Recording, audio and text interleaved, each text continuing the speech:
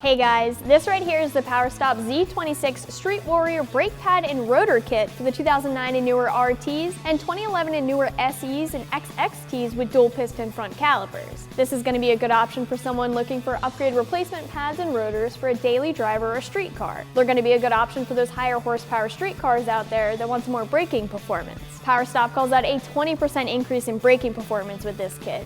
It cost about $420, and I'm going to call the install a 2 out of 3 wrenches in the difficulty meter.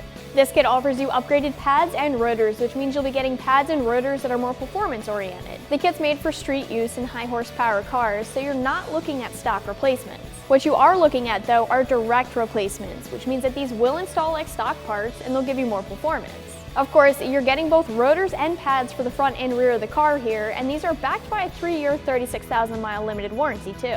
The kit is made to give you stronger, fade-free braking with low dust levels, no noise, and the same drivability as your stock components.